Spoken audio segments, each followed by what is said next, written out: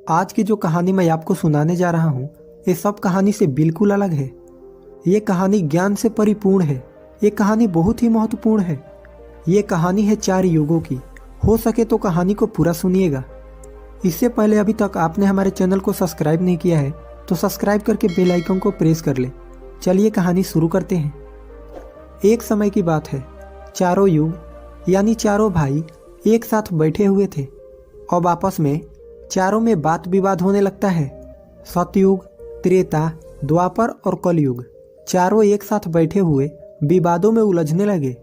सबसे पहले सतयुग कहने लगा कि अरे मूर्खो, तुम सब मुझसे छोटे हो, तुम मेरी बराबरी कैसे करने लगे। जब त्रेता युग ने ये बात सुनी तो कहने लगा कि तुम सबसे बड़े कैसे हो सकते हो, तुम सब में सबसे बड़ा तो मैं हूँ, मैं ही सर्वश्रेष्ठ हूँ, तुम मुझसे सर्वश्रेष्ठ नहीं हो सकते। तब तक द्वापर युग बोल उठा कि तुम सर्वश्रेष्ठ कैसे हो सकते हो, तुम सभी में श्रेष्ठ तो मैं हूँ, तुम्हारा श्रेष्ठ होने का तो प्रश्न ही नहीं उठता। तब तक कलयुग कहने लगा कि तुम तीनों श्रेष्ठ बन रहे हो परंतु हकीकत तो जानते ही नहीं, वास्तविकता में श्रेष्ठ तो मैं हूँ। इस तरह से चारों युग आपस में झगड़ने लगे। तब चारों युगों ने फैसला किया कि हम ऐसे आपस में फैसला नहीं कर सकते। तब जाके चारों युगों ने आपस में निर्णय किया कि हम ऐसे फैसला नहीं कर सकते। हम में से कौन बड़ा है, कौन सर्वश्रेष्ठ है, इसका फैसला तो भगवान भोलेनाथ करेंगे। चलिए वहां चलते हैं, वही आदि और अनंत हैं। चलिए उन्हीं के पास कैलाश पे चलते हैं, वही हमें बताएंगे कि हम में कौन बड़ा है और कौन छोटा है। इसका निर्णय स्वयं भगवान शंकर करेंगे, इसका निर्णय हम नहीं कर सकते। चारों युगों ने मिलकर योजना बनाई कि चलिए कैलाश पर चलते हैं। चारों युग कैलाश पर्वत पे चले जाते हैं। जब वह कैलाश पर्वत पर पहुंचते हैं तो द्वारपाल उन्हें रोक लेते हैं।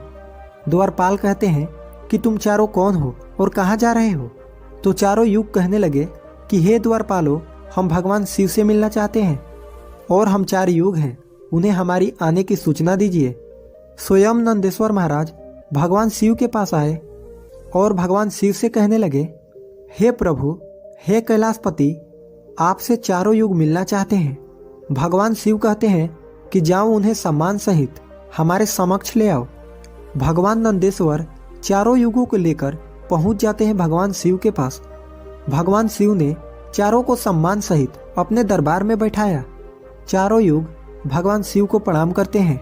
तब भगवान शिव ने चारों युगों से कहा कि आप सभी का हमारे दरबार में, हमारे कैलाश पर स्वागत है। कहो युगो, तुम्हारे आने की क्या कारण है। तुम तो स्वयं ही कालचक्र हो, तुम तो स्वयं ही समय हो, फिर ऐसा क्या कारण है कि तुम्हें हमारे पास आना पड़ा। चारों युग कहते हैं कि हे सृष्टि के रचयिता, हे भगवान शिव, हम चारों में विवाद खड़ा हो गया है और हम उस विवाद का समाधान नहीं कर पाए, इसीलिए हम आपके पास आए हैं। अब हम आपसे निवेदन करते हैं और गुहार करते हैं कि हे भगवान, आप ही हमारा फैसला करें, आप हमारा न्याय करें और हमें बताएं कि हम चारों में सबसे बड़ा कौन है, हम चारों में सर्वश्रेष्ठ कौन है। भगवान शिव कहते हैं कि इसका फैसला तो तब होगा जब आप चारों अपना अपना फैसला हमें सुनाएंगे। तब भगवान शिव सतयुग से कहते हैं कि हे सतयुग, तुम बताओ तुम कैसे बड़े हो।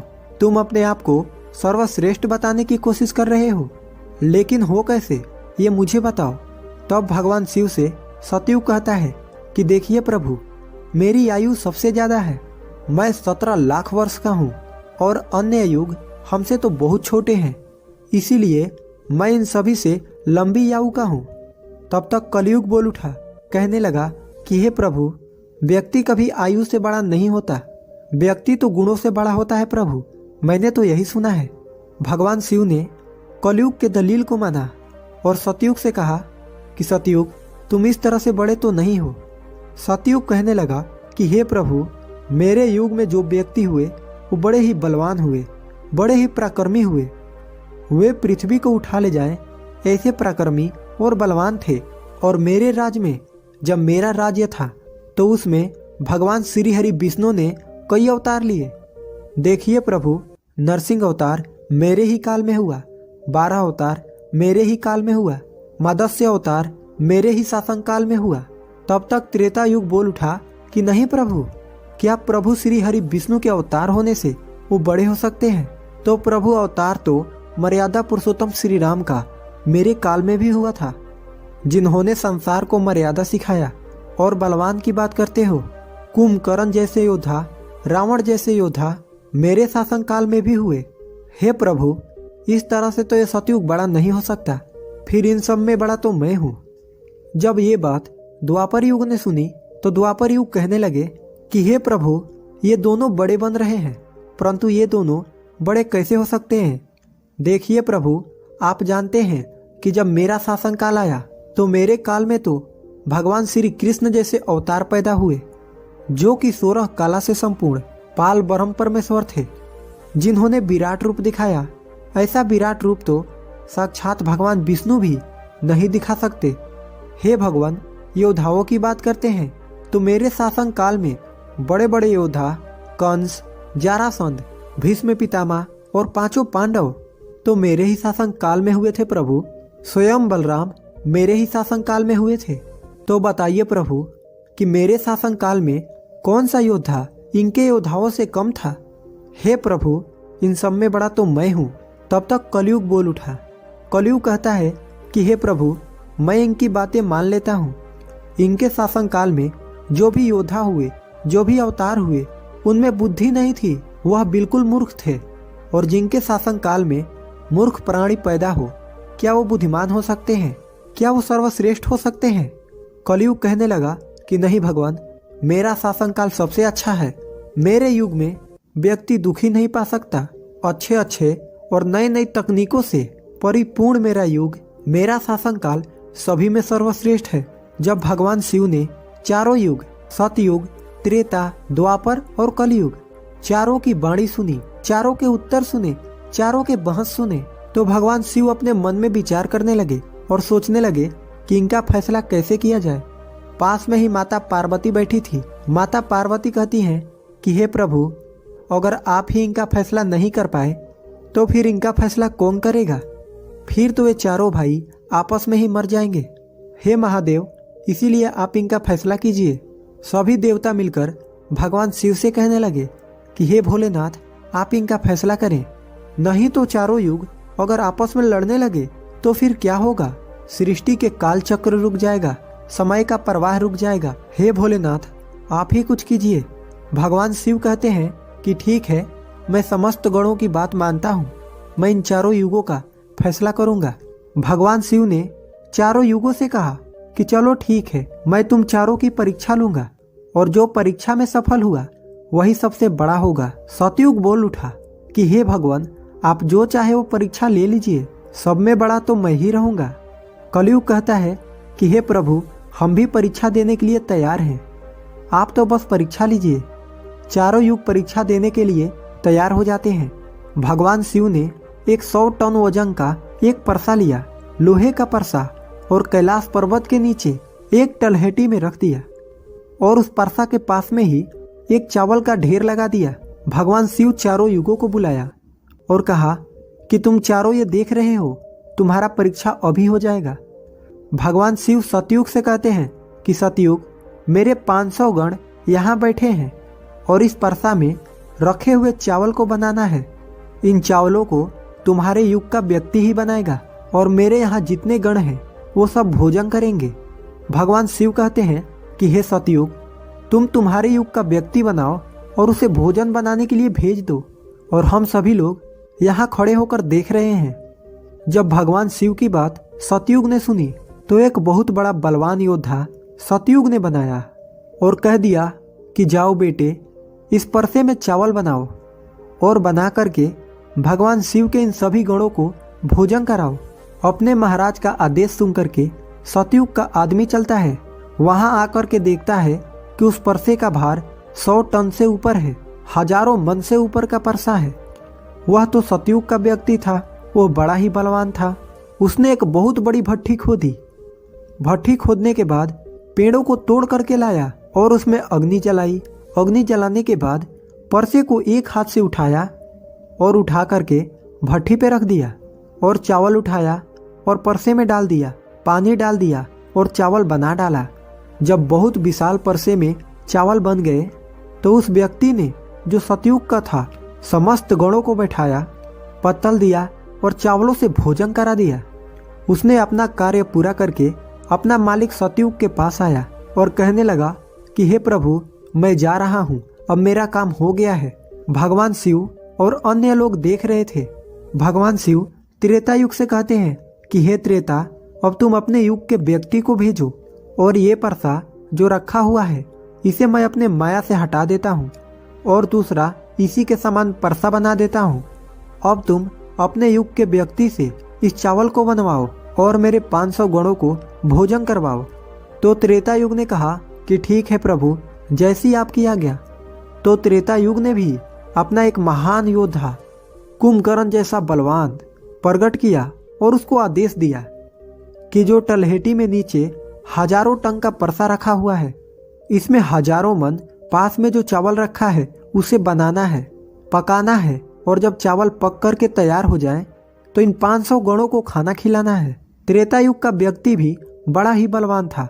वह चलता है, उस परसे के पास आया, पास में ही एक भट्ठी खोदी और उस परसा को दोनों हाथों से ताकत लगाई और उठा करके भट्ठी पे रख दिया और परसे रखने के बाद अग्नि जलाई और अग्नि जलाकर उसमें चावल डाला, पानी डाला, चावल पक करके तैयार हो गए। उस त्रेता युग के व्यक्ति ने उस परसे से निकाला और निकाल करके जितने भी भगवान शिव के गण थे उन सबको खाना खिलाया और भोजन करने के बाद सभी गण वापस कैलाश पर्वत पे आ गए। भगवान शिव ने फिर अपनी शक्ति से उस परसे को समाप्त कर दिया। भगवान शिव अब द्वापर युग से कहते हैं कि द्वापर, ये दोनों युग अपनी अपनी परीक्षा दे चुके हैं, अब तुम्हारी बारी है। देखिए, इतना ही बड़ा परसा उस तलहेटी में तुम्हें दिखाई दे रही है और हजारों मन चावल रखे हुए हैं और तुम्हें मेरे 1500 गणों को भोजन कराना है। द्वापर युग कहने लगा कि ठीक है प्रभु, आपके जैसी इच्छा, मैं पूरा प्रयत्न करूंगा कि मेरे युग का जो व्यक्ति है आपके सभी गणों को खाना खिला सके। द्वापर युग ने भी एक भीम जैसे अवतार वाला बड़ा ही ताकतवर बलवान व्यक्ति को बना करके खड़ा कर डाला और उससे कहा कि जाइए, देखिए इस तलहेटी में एक परसा रखा हुआ है, वहां रखे परसे में उस चावल को बनाना है और बनाकर इन सभी गणों को भोजन कराना है। वह व्यक्ति अपने प्रभु से कहता है कि ठीक है प्रभु, जैसी आपकी आज्ञा। द्वापर युग का व्यक्ति चलता है। उसने देखा कि परसा तो कुछ आकार में बड़ा है, उठाने में ताकत लगानी पड़ेगी, परंतु उसने भट्ठी खोदी और लकड़ियों की व्यवस्था की और उस परसे को दोनों हाथों से उठाया और उस परसे को अपनी पूरा दम लगाकर दोनों हाथों से उठाया, क्योंकि उसे सतयुग और त्रेता युग के व्यक्ति ही उठा सकते थे, तो उसे बहुत ताकत लगानी पड़ी। पूरी ताकत लगा के उसने उस परसे को उठाया और उठा करके जैसे तैसे खींच खाच कर उसे भट्ठी पे रख दिया। नीचे अग्नि लगाई, उसमें चावल डाल दिए और जब चावल पक गए तो वही तरीका उसने भगवान शिव की सभी गणों को भोजन कराया। खाना खिलाने के बाद वह द्वापर युग का व्यक्ति अपने मालिक के पास आता है और कहता है कि प्रभु, मैंने अपना काम कर दिया। द्वापर युग ने उसकी पीठ थपथपाई और कहा, शाबाश बेटे, अब तुम जा सकते हो। अब भगवान शिव कहते हैं कि हे कलयुग, अब तुम्हारा बारी है। परसा तुम देख रहे हो, उसका वजन कम नहीं होगा, उसका वजन उतना ही रहेगा, हजारों टन। लेकिन अब तुम्हें परीक्षा देनी है। तुम मानने को तैयार नहीं थे कि तुम सबसे छोटे हो, लेकिन तुमने तो माना नहीं। तुम्हारे आदमी की आयु भी मात्र 100 वर्ष है, जबकि अन्य युगों की आयु सबसे अधिक होती है। सतयुग की आयु 1,00,000 वर्ष होता है, त्रेता युग में 10,000 वर्ष होती थी और द्वापर युग में 1,000 वर्ष होती थी। और हे कलयुग, तुम्हारे शासन काल में तो मात्र 100 वर्ष ही हैं और तुम्हारा आदमी भी छोटा है। जब भगवान शिव की बातें कलयुग ने सुनी तो कलयुग कहता है कि प्रभु ठीक है, मैं आपका बात मानता हूँ, लेकिन आप पहले ही मुझे इस तरीके से हताश मत कीजिए प्रभु। आप तो एक न्यायकर्ता हैं, आप तो एक जज हैं। सबको मौका दिया जाए परीक्षा के लिए, आप मुझे भी परीक्षा देने का मौका दीजिए। हम भी परीक्षा देकर देखेंगे, यदि हमसे नहीं हो पाया तब जाके हम मानेंगे। भगवान शिव कहते हैं ठीक है, तुम अपना आदमी बुला लो। फिर भगवान शिव कहते हैं कि ये परसा देख रहे हो, हजारों टन का है, वहाँ चावल रखा है। ये हजारों किलो टन का परसा है और इसमें इतने सारे चावल रखे हुए हैं, तुम्हारा व्यक्ति क्या करेगा? कलयुग कहता है कि ठीक है प्रभु, आप मेरा तमाशा तो देखिए। तीनों युग हंसने लगे। भगवान शिव भी उसकी बातों को सुनकर अचंभित थे। भगवान शिव सोच रहे थे कि क्या कलयुग का व्यक्ति इतने हजारों किलो टन का परसे को उठा पाएगा। कलयुग ने बड़ा ही बुद्धिमान व्यक्ति को पैदा किया। बड़ा ही तीव्र व्यक्ति था, बहुत ज्यादा सोचने वाला व्यक्ति था। सभी गुणों से संपन्न व्यक्ति को कलयुग ने पैदा किया और पैदा करके व्यक्ति से कहा कि बेटे, तुम्हें अपनी शक्ति दिखानी है, परीक्षा का समय है। यदि तुम इसमें असफल हो गए तो मैं सबसे छोटा हो जाऊंगा। वह व्यक्ति अपने महाराज से कहता है कि महाराज, इस एक परसे की बात करते हैं आप? ऐसा हजारों परसा यदि हमारे सामने हो तो भी कुछ भी नहीं कर सकते। जब उस व्यक्ति की बात तीनों युगों ने सुना तो वह हंसने लगे। कह रहे थे कि यह छोटा सा व्यक्ति जिसकी लंबाई मात्र 3 हाथ, ये क्या करेगा, जबकि हमारे युगों की लंबाई तो बहुत हुआ करती थी। ये बात तो बिल्कुल सच है। सतयुग के लोगों की लंबाई 21 हाथ थी और त्रेता युग के व्यक्ति की लंबाई स्वयं के 14 हाथ थी और द्वापर युग के व्यक्ति की लंबाई स्वयं के 7 हाथ थी और कलयुग के व्यक्ति की लंबाई स्वयं के 3.5 हाथ होती हैं। तीनों युग बड़ी जोर जोर से हंस रहे थे। कलयुग कहता है कि आप बस देखते रहिए, मैंने अपने लड़के को भेज दिया है। कलयुग का आदेश पा करके वह कलयुग का व्यक्ति, तीव्र बुद्धि वाला व्यक्ति, उस तलहेटी में आया। तलहेटी में आकर के उसने देखा कि परसा का वजन तो बड़ा ही विशाल है, मैं इसे उठा नहीं पाऊंगा। तो उस व्यक्ति ने दिमाग लगाया, उस परसे के नीचे मिट्टी खोदना शुरू कर दिया। परसा तो उसने हिलाया भी नहीं और उसके नीचे भट्ठी खोदकर तैयार कर दिया। लकड़ियों की व्यवस्था करने में उसे तो थोड़ा सा भी समय नहीं लगा, क्योंकि लकड़ियां वहीं रखी हुई थी। उसने उन लकड़ियों को उठा लिया और उस भट्ठी में आग जला दी। परसे में चावल डाला, पानी डाला और बस कुछ ही समय में चावल पक करके तैयार हो गए। वह कलयुग का व्यक्ति कितना दिमाग वाला था, उसने कुछ भी नहीं किया। परसे के नीचे भट्ठी खोद दी और उसमें आग जला दी, चावल को डाल दिया और चावल में पानी डाला और चावल पक भी गया। जब चावल पक गए तो भगवान शिव के गणों को एक कतार में बैठा दिया। उन गणों से कहा कि आप मेरा साथ दें और इन चावलों को आपस में परोस दीजिए। भगवान शिव के 4 विशाल गण चलते हैं और उन चावलों को बाल्टियों में भर भर के सभी गणों को परोस दिया। तब कलयुग कहता है कि अब आप सब भोजन कर सकते हैं। भगवान शिव के सभी गण खुशी खुशी भोजन करते हैं। कलयुग का मनुष्य उन 4 शेष बचे गणों को भी भोजन कराया। भोजन कराने के बाद उस परसे को साफ किया और परसा वहीं छोड़ दिया और उसका काम पूरा हो गया।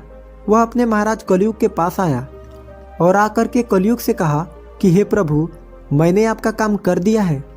कलयुग बहुत खुश था। वह उसका पीठ थपथपाता है और कहने लगा, वाह शाबाश, आपने मेरी लाज रख ली, आपने मेरी परीक्षा पास कर ली। भगवान शिव और तीनों युग देख करके अचंभित रह गए। कलयुग कहने लगा कि हे भगवान शिव, अब आप निर्णय कीजिए कि हम में से बड़ा कौन है। भगवान शिव मन में विचार करने लगे और सोच करके जवाब दिया। भगवान शिव कहते हैं कि मैंने तुम चारों की परीक्षा देखी। जब सतयुग का व्यक्ति आया तो उसने अपनी ताकत लगाई और ताकत लगा के परसे को उठा करके अग्नि पे रख दिया और स्वयं ही मेरे सभी गणों को चावल परोसी। जब त्रेता युग की बारी आई तो उस व्यक्ति ने भी बिल्कुल ऐसा ही किया। परसे को उठाया, भट्ठी पे रखी, उसमें चावल डाला, पानी डाला और उसे पकाया और सबको खिलाया। और इसी तरीके से द्वापर युग के व्यक्ति ने भी किया। परंतु तुम देखते नहीं कि मात्र 3.5 हाथ का व्यक्ति, इसकी बुद्धि देखिए कितना तीक्ष्ण, कितना विशाल परसा था। शायद उसे यह हिला भी नहीं सकता था। उसने उस परसे में चावल बना ली। मेरे इतने गण थे कि अगर वो बाल्टियों से परोसता तो वो शायद परेशान हो जाता। तो देखिए उसकी बुद्धि। उसने उनमें से ही 4 गण अपनी सहायता के लिए बुलाए और चारों गणों से भोजन परोसवाए और स्वयं ही बैठा रहा। ये तो बड़ा बुद्धिमान व्यक्ति हुआ। ये तो बड़ा ही बुद्धिमान युग हुआ। भगवान शिव कहते हैं कि कलयुग बड़ा ही बुद्धिमान व्यक्तियों का युग होगा। इसमें मशीनों का आविष्कार होगा, बड़े बड़े दिमागधारी होंगे। भगवान शिव कहते हैं कि तुम सब जैसा शासन करते आए हो, चलो ठीक है। तुम सत्य, धर्म और निष्ठा पे रहे हो, चलो ठीक है। लेकिन तुम्हारे युग के व्यक्तियों में बुद्धि का अभाव था। उन्होंने कभी अपनी बुद्धि का उपयोग नहीं किया। नहीं तो कुंभकर्ण, रावण इनके जैसे महान योद्धा जिनको मारने के लिए स्वयं भगवान अवतार ले लेकर आए, और वे इतना मूर्ख थे ये नहीं जान सके कि ये भगवान हैं, ये सृष्टि के रचनाकार हैं, और उनसे ही युद्ध किया और सभी के सभी मारे गए। कलयुग के व्यक्तियों को देखो आप कितना बुद्धिमान है, और आगे आने वाले युगों में, आगे आने वाले कलयुग के राज में ऐसे ही बुद्धिमान व्यक्ति देखने को मिलेंगे। तो भगवान शिव ने फैसला किया कि तुम चारों में सबसे बड़ा कलयुग होगा। कलयुग मशीनों का युग होगा। कली का नाम है मशीन और युग मने समय। कलयुग मशीनों का समय होगा। इस समय बड़े बड़े मशीनों का आविष्कार होगा जो कि सतयुग, त्रेता युग और द्वापर युग में नहीं हो पाएगा। भगवान शिव की बात सुनकर के वह चारों युग भगवान शिव की बात मान लेते हैं और चारों युग अपने अपने धामों को, अपने अपने शासनों को और अपने अपने राज्यों को लौट जाते हैं। तो आपने देखा कि कैसे भगवान शिव ने चारों युगों का फैसला किया। हम आशा करते हैं कि आपको इस कहानी से बहुत कुछ सीखने को मिला होगा।